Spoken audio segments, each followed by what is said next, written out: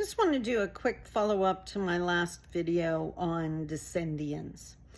Because every single time we talk about Descendians, someone is going to make the one comment that status has nothing to do with blood quantum. And I agree. We don't do blood quantum in Canada. It's not how much indigenous you are. That is not the point of the Descendian. We are not calling people out because they don't have enough indigenous blood. We are calling them out because they don't have an indigenous worldview.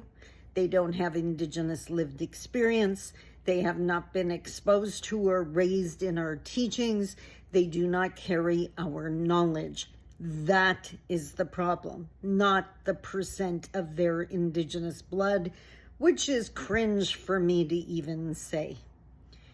If your puzzle pieces are made up of all your cultural connections and the different ancestry, and one puzzle piece from 6 generations ago is indigenous, what's the odds you inherited that worldview or those teachings, that they weren't drowned out by the more predominant or common cultural references and influences you would have had? That's the point.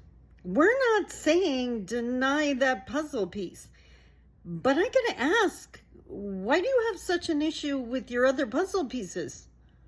Like, what about that culture that you have a lot of influence in or a lot of references to? Why aren't you proud of that one? Don't tell me it's just because there's funding and positions for indigenous.